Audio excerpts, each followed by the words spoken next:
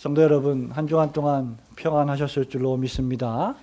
어려운 중에서도 계속해서 예배를 드리며 하나님 말씀을 듣는 일에 집중하시는 여러분들을 그 귀한 발걸음을 주님의 이름으로 축복하며 또 치하합니다. 사람이 사람의 마음을 아는 것만큼 중요한 일은 없을 것입니다. 우리 속담에 여러분 잘 아시는 것처럼 10길 물속은 알아도 한 길 사람 속은 모른다 라고 했습니다. 그만큼 사람의 마음을 또 사람의 생각을 파악하는 것은 어렵다는 뜻이지요.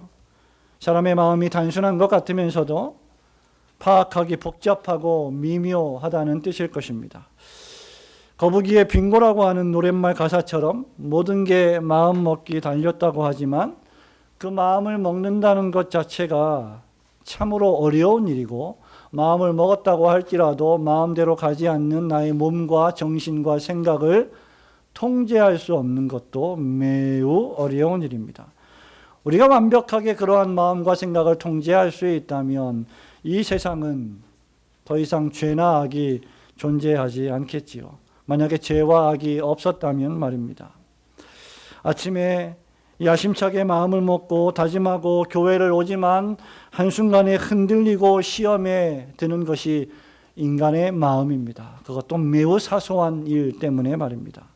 솔로몬 왕은 잠언 4장 23절에서 무릇 지킬 만한 것 중에 더욱 너의 마음을 지키라, 생명의 근원이 이에서 남이니라고 했지만 그 마음을 지키는 것은 참으로 어려운 일입니다. 왜 그럴까? 예레미야 선지자는 예레미야 17장 9절에서 그 중대한 근본적인 이유를 우리에게 설명해 주는데, 이유는 만물보다 거짓되고 심히 부패한 것이 사람의 마음이기 때문입니다. 사람들은 자기 생각에 자기 마음에 자기 행동이 옳은 것 같이 보여도 하나님은 그 사람의 중심을 감찰하시기 때문에 하나님 앞에서는 우리의 마음의 부패함이 밝히 드러날 수밖에 없습니다. 성도 여러분, 오늘 우리가 읽은 본문에도 무려 마음이라는 단어가 5번이나 나오게 됩니다. 2절에 보니까 마음을 같이하여, 그 다음 한 마음을 품어. 오죽하면 교회 이름을 한마음교회라고 했겠습니까? 하나의 마음을 갖는다는 게 그렇게 어려운 것이죠. 3절에 보니 겸손한 마음으로, 5절에 이 마음을 품으라, 그리고 그리스도 예수의 마음이니, 이렇게 쓰고 있습니다. 마음을 아는 것도 지키는 것도 어려운 일인데 다른 이의 마음을 품는 것은 얼마나 더 어려운 일이겠습니까? 내 마음을 통제하는 것도 어려운 일인데 다른 사람의 마음을 품는 것은, 용납하는 것은, 받아들이는 것은 얼마나 더 힘든 일입니까? 바울은 로마서 12장 16절에서 이렇게 말합니다. 서로 마음을 같이 하세요. 높은 데 마음을 두지 마세요. 도리어 낮은 데 처하며 스스로 지혜 있는 채 하지 마세요 라고 권면하고 있습니다. 빌립보서 3장 18절에서는 그리스도의 십자가의 원수로 행하는 자들은 19절에서 땅의 일을 생각하는 자라고 했는데, 그것은 바로 세상 일에만 마음을 쓰는 자를 의미합니다. 골로새서 3장 2절 역시 위의 것을 그 다음 생각하고 땅의 것을 생각하지 말라라고 했습니다. 여기서 모두 다 동일한 단어들이 사용되었습니다. 마음이라고 하는 것은 생각이라는 것이죠. 마음이라고 하는 것은 사람의 생각, 사람의 기억, 저와 여러분의 감정 따위가 생기거나 발생하거나 자리 잡는 공간이나 위치를 가리킵니다. 그러므로 너희 안에 이 마음을 품으라는 말은 신경을 써서 생각하고 너의 생각과 기억과 감정이, 그 생각이 머무는 그 마음을, 그 공간을, 그 위치를 잘 다스리라는 뜻입니다. 그렇다고 하면 우리가 신경을 써서 생각하고 품어야 할 그 마음은 과연 무엇입니까? 바울은 그것이 바로 우리의 마음이 아니라 그리스도 예수의 마음이다 라고 했습니다. 그리스도 예수의 마음은 과연 어떠한 마음입니까? 그것은 첫째로 근본 하나님의 본체이신 전능하신 하나님이라고 하는 마음입니다. 여러분 6절 말씀을 함께 읽어보겠습니다. 그는 근본, 시작. 그는 근본 하나님의 본체시나 하나님과 동등됨을 취할 것으로 여기지 아니하시고 라고 했습니다. 우리가 그리스도의 마음을 생각하고 그 생각이 우리 마음을 지배하게 하려면, 즉 본문의 말씀대로 하면 그리스도 예수의 마음을 품으라, 이 마음을 품으라, 그리스도 예수의 마음이다 라고 할 때 그 마음을 품으려면 먼저 그리스도가 누구신지를 알아야만 합니다. 여러분이 믿고 의지하고 섬기는, 여러분이 지금도 오늘 이 아침에 예배와 경배와 찬양을 드리는 그 대상이신 성부와 성자 성령 가운데 제2위이신 성자 하나님이 어떤 분이신지를 알아야 한다는 겁니다. 바울은 그리스도의 근본이 하나님의 본체시다라고 말합니다. 하나님의 본체란 하나님의 형상을 가리킵니다. 하나님의 모습을 가리킵니다. 하나님의 인격체를 가리키고 있습니다. 하나님을 닮은 분을 뜻하는 것이죠. 예수님은 요한복음 10장 30절에서 이렇게 말하죠. 나와 아버지는 하나이니라. 왜 아버지를 보여달라 하느냐? 나를 본 자는 아버지를 본 것이니라. 우리 주님은 당신 자신을 전능하신 성부 하나님 아버지와 동일시 여기셨습니다. 그때 의미한 바가 바로 정확히 이것입니다. 38절에서도 아버지께서 내 안에 내가 아버지 안에 있느니라고 말씀하셨습니다. 요한복음 1장 14절 여러분 너무나 유명한 말씀 잘 아실 것입니다. 말씀이 육신이 되어 우리 가운데 거하시며 그 다음 아버지의 독생자의 영광이요 은혜와 진리가 충만하더라. 그리고 18절에 보면 본래 하나님을 본 사람이 없으되 아버지 품속에 있는 독생하신 하나님이 나타내셨느니라. 하나님을 알려면 하나님께서 나타내신 독생자 예수 그리스도를 알아야 한다는 것이고, 그 예수 그리스도는 하나님의 독생자여 제2위 성자 하나님이시라는 것입니다.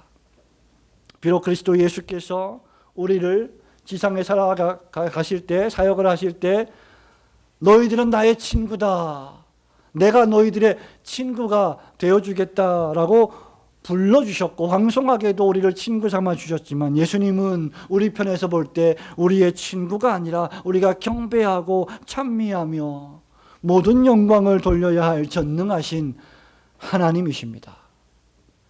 그가 근본 하나님의 본체이시기 때문입니다. 대요리문답은 소요리문답은 공의 하나님께서는 오직 한 분이시며 살아계시고 참되십니다 라고 고백하면서 소요리문답, 육문답은 이렇게 말합니다. 하나님의 신격에는 삼위 곧 성부, 성자, 성령이 계십니다. 이 삼위는 한 하나님이시며 본질이 같고 권능과 영광을 동등하게 가지십니다 라고 대답하고 있습니다. 비록 삼위일체 교리가 인간의 이성으로는 설명할 수 없는 신비한 교리이긴 하지만, 삼위일체 교리가 우리에게 주는 교훈은 그리스도 예수께서 성부 하나님과 본질이 동일하신 분이시라는 사실에 있습니다. 오늘날 많은 사람들이 그리스도께서 하나님이심을 믿기는 하지만 성부 하나님 아버지보다는 조금 열등한 존재로 생각하는 경향이 있습니다. 하나님 아버지보다는 아들 하나님이시니까 좀 더 약한 존재, 좀 더 낮은 존재가 아닌가라고 생각하는 경향이 있습니다. 성부 하나님은 군대 용어로 하자면 장군이시고, 성부 하나님은 하사관이시고, 성령 하나님은 군인 솔저, 나쁜 말로 하면 나쁜 말은 아니죠. 쫄병, 나쁜 말인가요?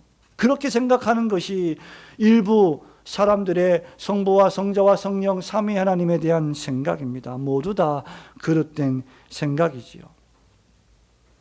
성부, 성자, 성령 하나님은 공의, 본질이 동일하시고 모든 영광과 권능을 함께 소유하고 계신 분이십니다. 목사님, 굳이 우리가 교리에 대해서 알 필요가 있습니까? 성경만 알면 되지요. 성경에서 말씀하시는 하나님만 믿고 예수님만 믿고 천국 가면 되지요. 삼위일체 교리를 알아서 무엇하겠습니까? 라고 하시는 분들이 종종 계십니다. 그러나 그것은 너무나 무지한 발언이요 생각이 아닐 수 없습니다. 왜냐하면 저와 여러분이 그토록 사랑하는 구약과 신약 성경, 하나님의 말씀으로 믿는 성경 전체가 하나님에 관한 교리로 충만하기 때문입니다. 그러므로 교리를 알지 못하면 참되게 하나님을 예배할 수 없게 되는 것이고, 우리가 예배드리는 예배의 행위가 참되게 교리를 알지 못하면 종교적이고 미신적이고 우상숭배적인 예배로 전락할 수 있음도 우리는 기억해야 합니다. 이것이 바로 오늘 본문 6절에서 그는 근본 하나님의 본체시나의 의미입니다. 그리스도는 아리우스 이단이 말한 것처럼 호모이 우시우스, 즉 하나님과 비슷한 분이 아닙니다. 유사 본질이 아닙니다. 본질이 비슷한 것 같지만 그 본질은 아니다. 그것이 유사 본질이죠. 유사 기독교, 이단 사입이 비슷한 것 같지만 전혀 아닌 것이죠. 유사 본질이 아니라 동일 본질입니다. 호모 우시우스, 아다나시우스가 아리우스 이단에 대항하여 호모이 우시우스가 아니라 호모 우시우스다 이렇게 외쳐서 삼위일체 교리가 더욱 발전되었던 것입니다. 헬라어 철자 이오타 하나, 영어로 아이처럼 생긴 이오타 하나가 있고 없고에 따라서 엄청난 차이가 발생하는 것입니다. 그리스도 예수는 하나님이십니다. 그런데 바로 그 그리스도께서 자신을 하나님과 동등됨을 취할 것으로 여기지 아니하신 것입니다. 이것이 그리스도 예수의 마음이다. 그리고 너희들은 이 마음을 품어야 한다라고 지금 바울이 우리에게 권면하는 것입니다. 스스로 자신을 낮추신 것입니다. 자원하여 복종하심이란 단어 외에 이것을 달리 설명할 방법이 없습니다. 사실 이 유명한 말씀은 그리스도의 십자가 죽으심과 부활의 시작을 의미하며, 그리스도의 죽으심과 부활은 속죄 사역의 핵심이며, 신자의 죄의 사면과 우리를 의롭다고 칭해 주시는 칭의와 우리가 받은 영원한 생명의 소망과 근거와 토대가 됩니다. 우리는 그리스도의 이러한 상태를 비하의 상태, 그리고 승기의 상태, 즉 낮아지신 그리스도와 높아지신 그리스도, 또는 수치를 당하신 그리스도, 그리고 영광을 받으신 그리스도로 설명합니다. 그 시작이 그는 근본 하나님의 본체시나 하나님과 동등됨을 취할 것으로 자신을 여기지 않으신데 있습니다. 에베소서 1장 3절에 따르면 창세전에 하나님께서 그리스도 예수 안에서 우리를 택하실 때 성부와 성자와 성령 하나님께서 구속의 언약을 맺으신 것입니다. 바로 그때 그리스도께서 자신을 본질적 삼위일체에 있어서는 하나님의 본체이시고 동등하시고 영광과 권세가 같지만 스스로 자신을 낮추시기로 성부와 성령과 함께 협의하신 것입니다. 이것을 우리는 구속의 협약이라고 부릅니다. 비록 동등하지만 당신이 택하신 백성들을 구원하시기 위하여, 그 구속사역을 위하여 자신을 스스로 비우신 것입니다. 이것이 빌립보서 2장 6절이 의미하는 바입니다. 이것이 바로 그리스도 예수의 마음입니다.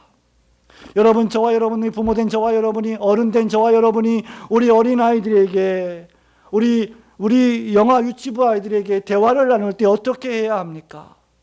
여러분이 여러분 자신을 낮추고 무릎을 꿇고 눈높이를 맞추고 자신을 비우지 않는다면 그 아이들과 대화할 수 없을 것입니다. 그 아이들은 어른이 아니기 때문이죠. 그리스도 예수의 마음은 높고 높은 그 하늘의 영광의 보좌의 풍성함을 버리시고 낮고 낮은 곳으로 임하신 이 마음을 가지신 분이셨습니다. 우리가 그리스도 예수의 낮아지신 마음을 올바로 가지려면 바로 먼저 그리스도께서 어떠한 분이셨는지, 그분의 영광, 그 아버지의 독생자의 영광, 그 은혜와 진리가 충만한 그 영광이 어떠한 상태였는지를 잘 이해해야만 하고, 그것을 마음 깊이 생각하는 것은 매우 중대한 일입니다. 여러분의 매사에 근본 하나님의 본체시나 하나님과 동등됨을 취할 것으로 여기지 아니하시고 자신을 낮추신 그리스도 예수의 마음을 본받아 여러분들도 매사에 자신을 낮추는 겸손한 성도들이 되시기를 주님의 이름으로 축원합니다. 두 번째로 우리가 품을 마음은 자신을 비워 사람의 몸을 입고 이 세상에 오셔서 고난을 당하신 주님의 마음입니다. 고난 당하신 마음이다 라는 것이죠. 7절 말씀을 한 번 더 읽어봅니다. 오히려 시작. 오히려 자기를 비워 종의 형체를 가지사 사람들과 같이 되셨고. 아멘. 우리 주님은 하나님과 동등됨을 취할 것으로 여기지 않으셨을 뿐만 아니라 스스로 자신을 비워 종의 형체를 가지사 사람들과 같이 되셨습니다. 여기 자신을 비워 종의 형체를 가지사라는 말과 사람들과 같이 되셨다는 말은 동의어입니다. 종의 형체를 가지신 결과가 무엇입니까? 사람이 되어 오신 것입니다. 그것을 가리켜서 우리는 그리스도의 사람 되심 또는 성육신이라고 말하고, 그 성육신은 수치를 당하신 그리스도의 비하의 상태, 그리스도의 낮아지심의 상태를 시작하는 첫 단계입니다. 높고 높은 하늘의 영광을 버리고 낮고 낮은 이 땅에 종과 같은 피조물의 형태로 오신 것 말입니다. 여기 자기를 비웠다 하는 말은 하나님이 더 이상 신성이기를 포기했다, 제2위 성자 하나님이시기를 이제는 멈추셨다, 이제 더 이상 하나님이 아니라 미물인 인간으로 전락했다, 그 의미가 아닙니다. 그리스도는 앞서 살펴본 바와 같이 처음부터 끝까지 그 본성상 하나님이십니다.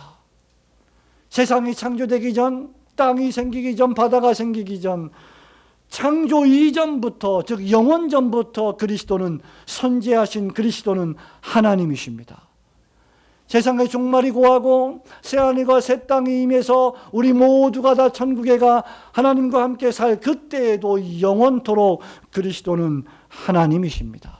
심지어 십자가에 죽으시고 무덤에 장사되실 때조차 그리스도는 죽음을 정복하시고 다시 부활하실 만큼 강력한 왕 되신 하나님이셨습니다. 그리스도께서 자기를 비우셨다는 이 말은 계명을 스스로 선포하시고 여러분들에게 율법을 수여하신, 도덕법을 수여하신 그리스도께서 친히 죄를 지은 여러분들을 구원하시기 위하여 자신이 율법 아래 처하셨다는 뜻입니다. 그 율법을 순종하기 위하여 사람이 되어 오셨다는 뜻입니다. 하늘의 모든 영광과 권세와 그 부요함을, 그 풍성함을 스스로 포기하셨다는 것입니다. 가지고 있는 모든 재물을 다 팔아서 가난한 사람들에게 나누어 주는 삶을 사셨다는 것입니다. 그 증거가 바로 사람이 되어, 우리 같은 사람이 되어 우리에게 오신 것입니다. 믿으시기를 주님의 이름으로 축원합니다. 그렇다면 도대체 그리스도는 왜 사람의 몸을 입고 진정한 인성을 취하신 하나님이시자 사람으로 이 세상에 오셔야 했을까요? 웨스트민스터 신앙고백서 제8장 사항은 그가 율법 아래 나셨고 율법을 온전히 이루시고 지극히 빛 극탄한 고뇌를 겪으시고 십자가에 못 박혀 죽으셨고 무덤에 묻히시어 죽음의 권세 아래 처하셔야 했기 때문이다 라고 진술합니다. 여기 그리스도의 성육신, 그가 받으신 고난, 그리고 십자가의 죽으심, 그리고 무덤의 장사되심이라고 하는 그리스도가 당하신 수치의 네 가지 상태, 비하의 네 가지 상태가 묘사되어 있습니다. 이런 비하의 상태는, 즉 그리스도가 낮아지신 상태는 대우리문답 46문답이 잘 밝히고 있는 것처럼 그리스도가 우리를 위하여, 헬라어로 휘페르, 우리를 위하여 그 자신의 영광을 비우고 그에게 종의 형상을 입히신 비천한 상태를 가리킵니다. 그런데 대우리문답은 여기에 우리를 위하여라는 단어를 덧붙이고 있습니다. 그리스도가 친히 자신을 낮추시고 그 자신의 영광을 비우시고 우리와 눈높이를 맞춰서 우리와 대화하시려고 더 나아가 종의 형체를 입으사 사람의 몸을 입고 이 땅에 오신 유일한 이유는 우리를 위하여입니다. 우리의 구원을 위하시기 때문입니다. 우리는 여기서 우리가 받은 죄의 사면, 우리가 받은 그 구원의 가치가 얼마나 영광스럽고 위대한 것인지를 묵상해야 합니다. 그리스도께서 이 세상에 사람의 몸을 입고 낮아지기 전에 그의 상태는 어떠했습니까? 영원하신 신적 영광의 상태요, 모든 것이 풍요로운 상태였습니다. 성도 여러분, 제가 알고 있는 지인 중에 한 분은 저 남쪽에다가 땅을 사서 지금 아주 멋진 집을 짓고 있습니다. 아주 오랜 시간에 걸쳐서 뚝딱 집을 짓지 않고 아주 장시간에 걸쳐서 오랜 동안 설계하고 기초공사를 하고 꼼꼼하게 집을 짓고 있습니다. 그 집은 아름다운 집이고 멋있는 집이고 설계비가 너무나 많이 들어갈 만큼 멋진 집입니다. 그런데 그 집에 살 동안, 그 집에 들어가서 살기 전 동안 집이 없어서 아주 조그마고 허름한 원룸에 들어가서 세 식구가 살고 있습니다. 그 원룸은 얼마나 좁고 얼마나 누추하고 얼마나 난방이 잘 안 되고, 요즘 원룸이 비싼 것도 있겠지만 정말 그 집은 제가 봐도 정말 어려운 집입니다. 그렇게 사는 것이 얼마나 힘든 일입니까? 그렇게 살면서 그분들이 고백을 합니다. 아, 이렇게 사는 것이 얼마나 힘들고 어려운 삶인지를 자기 자신들이 옛날에 미처 잘 몰랐는데 지금 처절하게 경험하고 있다. 여러분, 정확한 비유일지 모르지만 그런 멋진 집, 그런 아름다운 집, 모든 것이 풍요롭고 모든 것이 충만한 그러한 공간을 떠나서 정말 살기 어려운 공간으로 이동해 오신 것이 바로 그리스도 예수이셨습니다. 아버지의 독생자의 영광이요 은혜와 진리가 충만하신 분이 율법 아래 처하셨고 자기를 비워 아무런 명예를 가지지 않고 잠자리도 들 수 없을 만큼 고단하고 애처로웠던 삶을 사신 분, 그분이 바로 그리스도이십니다. 그리스도의 비하는 하늘의 지고한 복락의 삶을 포기하시고 비천한 이 땅에서의 고난과 고통의 생애를 살아가신 것을 의미합니다. 여러분, 우리가 역지사지라고 상대방의 입장에 들어가 보지 못하면 그 사람의 삶을 완전히 이해할 수는 없습니다. 간접적으로 이해할 수는 있겠지요. 책을 통해서 인문학 책들을 읽으면서 아, 이런 삶이구나라고 우리가 사람을 이해하고 환경을 이해할 수는 있겠지만 실제 그 사람의 삶으로 완전히 바뀌어지지 않는다면 그 사람의 삶과 그 사람의 상황을 완전히 이해한다는 건 불가능합니다. 그래서 영어에서는, 영어 속담에서는 이러한 표현을 가리켜서 신발을, 그 사람의 신발을 바꾸어서 신어보라, 이런 표현이 있죠. 많은 사람들이 다른 사람의 삶을 살아보지 않고서는 그 사람의 삶을 재단할 수가 없습니다. 이것이 우리에게 무엇을 의미하고 있습니까? 그리스도는 우리가 어떤 존재인지를 아신다는 것입니다. 여러분이 당하는 고난, 여러분이 생각하는 고통, 여러분이 지금 겪고 있는 번민들, 어려움들, 슬픔들, 눈물들, 괴로움들을 우리 주님이 모르시는 분이 아니라 친히 경험하신 분이시라는 것입니다.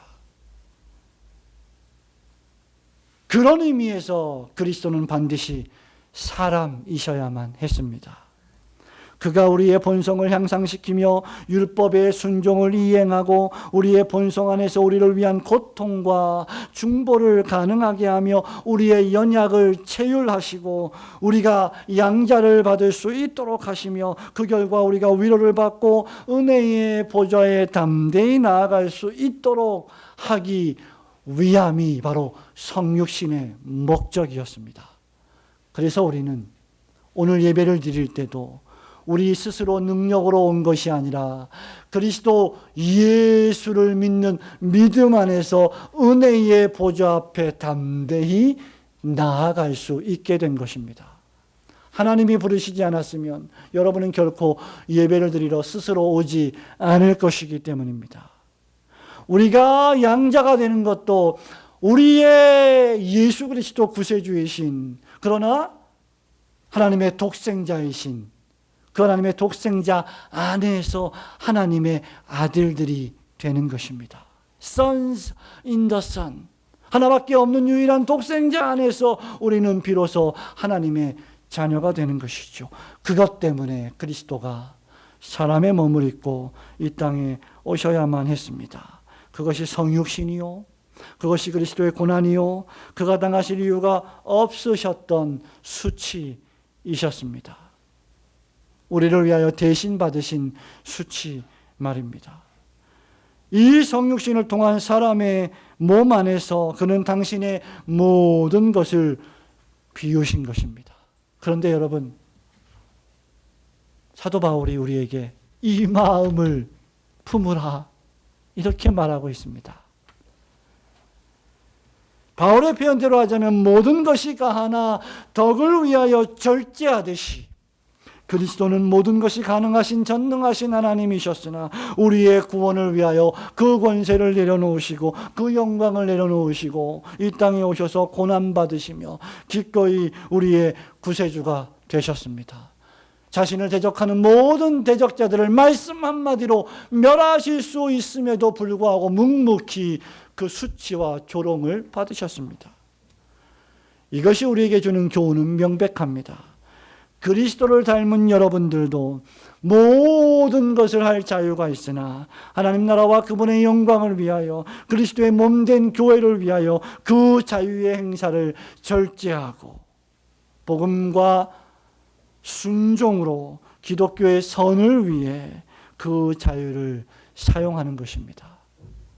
하고 싶은 말 다 할 자유가 있고 하고 싶은 일 다 할 자유가 있고 마음이 원하는 대로 모든 것을 할 자유가 있는 대한민국이지만 원하는 것은 무엇이든 다 할 수 있는 자유가 있는 사회에서 우리가 살고 있지만 우리는 하나님 나라와 그분의 영광을 위하여 우리의 자유를 절제하며 살아가는 것, 그것이 바로 그리스도 예수의 마음입니다. 이 그리스도 예수의 마음을 품어 고난까지도 기쁨으로 견디어내시는 성도들이 되시기를 주님의 이름으로 축원합니다. 마지막으로 우리가 품을 마음은 십자가에 죽기까지 순종하신 주님의 마음입니다. 그럼 8절 말씀 함께 읽어봅니다. 사람의 모양으로 시작. 사람의 모양으로 나타나사 자기를 낮추시고 죽기까지 복종하셨으니 그 십자가에 죽으심이라. 아멘. 이 말씀은 우리에게 그리스도의 낮아지심의 절정을 보여주고 있습니다. 대요리문답 47문부터 50문까지는 그리스도의 낮아지심의 상태를 매우 자세히 설명하고 있습니다. 예배를 마치고 주일 성수를 끝내고 여러분 집에 돌아가서 여러분 서재에 혹시 대요리문답이 있으시다면 꺼내서 반드시 읽어보시기 바랍니다. 앞서 언급한 대로 그리스도는 영원 전부터 하나님의 아들이셨으나 비천한 신분의 여인에게서 잉태되어 사람의 아들로 나심으로 자신을 비하시키셨고, 삶을 통하여 율법의 자신을 복종시키시고 고난을 받으심으로 그 자신을 비하시키셨습니다.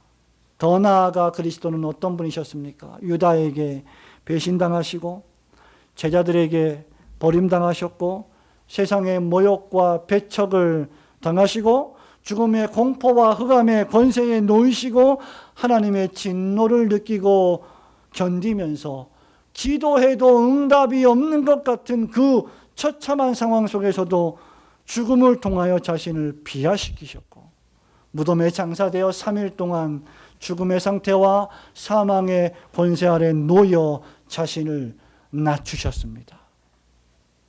그리스도의 성육신, 고난받으심, 십자가의 죽으심, 그리고 무덤에 장사 지낸 바 된 상태로 3일 동안 머무심이 바로 그리스도의 낮아지심의 요소들입니다.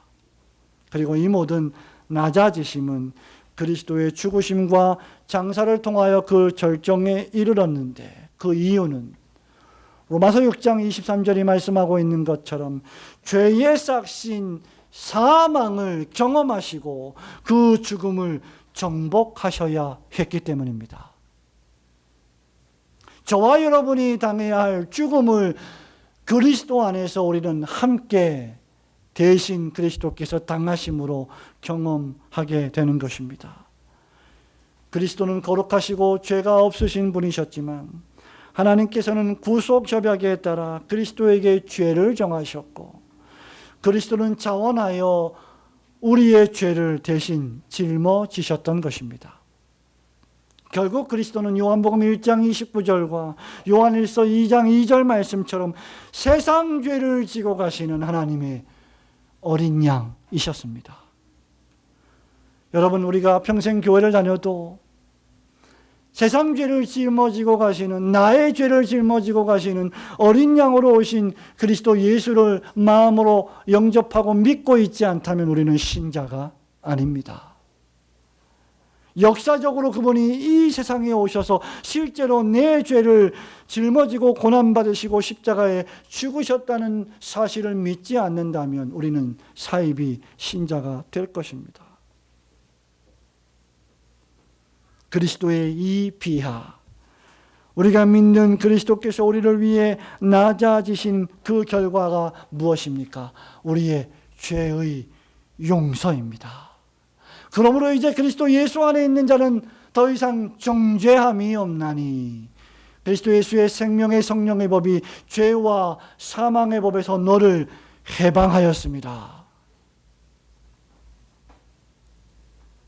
그리스도의 죽음으로 신자는 살 소망을 갖게 되었습니다. 제가 어저께 영상 강의 6주차를 녹화하면서 기독론을 강의를 했습니다. 1시간 20분 동안. 그리고 교회론과 직분론을 또 강의를 1시간 더 녹화를 했습니다. 그러면서 우리 그리스도의 기독론을 강의를 하면서 예화를 하나 들었는데 삶의 의미에 대해서 이야기를 했습니다. 제가 좋아하는 시가 하나 있는데 그 시가 바로 정확히 제목을 모르겠습니다만 꽃이라고 하는 시입니다. 김춘수 시인의 꽃. 그가 나의 이름을 불러주기 전에는 나는 다만 하나의 몸짓에 지나지 않았다. 그가 나의 이름을 불러주었을 때 나는 그에게로 가서 하나의 의미가 되었다. 예. 그러면서 하나님이 찾아오셔서 나의 이름을 불러주시고 나를 구원하시기 전에는 중생받지 못한 신자는 의미가 없다는 이야기를 했습니다. 저의 친구들, 과거의 세상 친구들, 여러분들 친구들 한번 생각해 보십시오. 세상에 내놓아하는 직장의 대표, 전무이사, 아주 기라성 같은 사람들 아닙니까? 믿음이 없는 사람들, 하나님이 없는 사람들, 영적인 부패와 오염의 상태에 있는 사람들의 삶의 의미는 무엇일까요? 제가 옛날에 친구들을 만나니까 그 친구들 지금은 동창회를 안 나갑니다만 가끔 만나면 맨날 하는 얘기가 자기 바로 위에 상사들 까는 이야기예요. 그 나쁜 상사. 그러면서 스트레스 해소하고 이야기하는 게 자기 뭐 아들이 딸이 뭐 인류대학에 갔고 뭐 어디를 갔고 뭐 자식 자랑. 예? 강남에 무슨 뭐 아파트를 뭐 새로 뭐 분양받았는데 크게 뭐 엄청 올랐다. 뭐 땅 자랑, 돈 자랑. 그게 낙이에요. 물론 그 가운데는 하나님의 일반 은총 가운데 정말 착한 일을 하면서 살아가는 불신자들도 많이 있겠죠. 그런데 대부분 보면, 일반적으로 보면 삶에 낙이 없어요. 의미가 없어요. 그러니까 술 마시고 노래하며 춤을 춰도 뭐 그런 노래들이 나오는 거 아니겠어요? 삶의 의미를 못 느끼는 거죠. 그리스도인들은 어떤 삶의 의미를 느낍니까? 이 땅에 살면서 우리가 경건하고 거룩하고 겸손하고 절제하며 사는 이유는 우리의 시민권이 이 세상에 있지 않고 하나님의 나라인 천국에 있음을 믿는 산 소망을 그리스도 예수로 말미암아 받았기 때문입니다. 이게 우리의 의미예요. 하나님이 우리를 그리스도 안에서 불러주셨기 때문에 우리는 그리스도 안에서 하나님께로 가 삶의 의미를 찾는 사람들이 된 것입니다.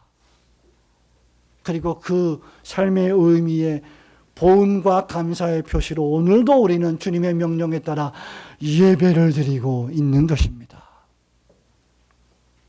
로마서 5장 19절 말씀처럼 한 사람이 순종하지 아니함으로 많은 사람이 죄인 되었지만 그리스도께서 순종하심으로 우리가 죄 용서를 받아 의인이 될 근거가 마련된 것입니다. 로마서 5장 19절 말씀처럼 말입니다. 그리스도의 죽으심을 통하여서 우리를 짓누르고 있던 죽음이 종말을 고한 것입니다. 우리의 죄책으로 말미암아 그 죄의 값으로 받았던 죽음이, 사망이 죽임을 당한 것입니다. 이것을 영국 청교도의 칼빈이라고 불리는 유명한 청교도의 황태자라고 불리는 존 오웬이라고 하는 목사님이 계신데 17세기의 영국 청교도입니다.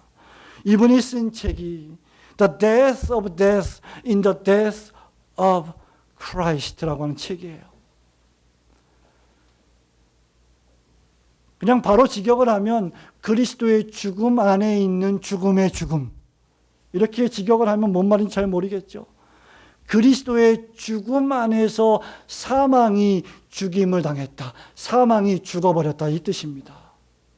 그러한 주제로 수백 페이지의 책을 한 권 썼어요. 그리스도의 속죄적 죽음의 의미와 가치에 대한 유명한 표현입니다.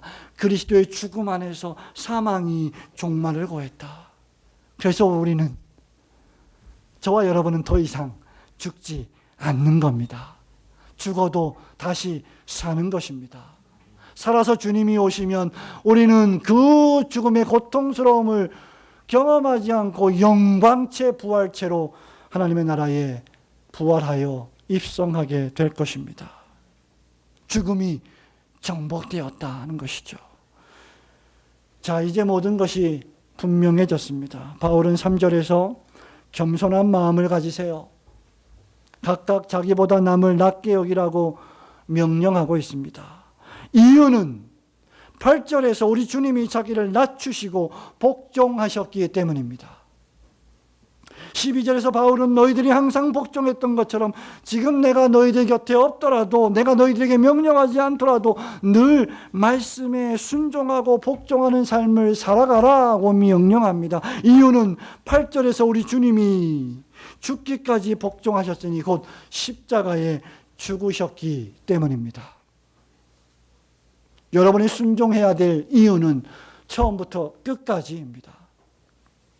그러므로 그리스도께서 하신 일은 빌립보 교인들이 반드시 수행해야만 할 일이었습니다. 마찬가지로 오늘날에 오고 오는 모든 교회와 성도들이 마땅히 따라야 할 일이 되는 것입니다. 그것은 바로 그리스도의 마음을 생각하며 그리스도를 본받는 삶입니다. 오직 그 길만이 우리가 그리스도와 함께 영광을 얻을 수 있는 유일한 길이기 때문입니다. 사랑하는 성도 여러분, 말씀을 맺습니다. 바울은 그리스도 안에 무슨 권면이나 사랑의 무슨 위로나 성령의 무슨 교제나 긍휼이나 자비가 있거든. 빌립보서 2장 1절부터 마음을 같이 하세요. 같은 사랑을 가지세요. 할 수 있으면 뜻을 합하세요. 한 마음을 품으세요. 아무 일이든지 다투지 마세요. 허영으로 하지 마세요. 오직 겸손한 마음으로 각각 자기보다 남을 낮게 여기세요. 각각 자기의 일을 돌아보세요. 그리고 다른 사람들의 일을 돌보아서 나의 기쁨을 충만하게 하세요. 라고 명령하고 있습니다. 그리고 그렇게 할 수 있는 능력은 오직 그리스도 예수의 마음을 품어야만 가능하다고 말합니다. 우리의 마음은 다 같지 않습니다. 이름도 달라요. 성도 달라요. 고향도 다릅니다. 살아온 배경도 달라요. 교육도 다르지요.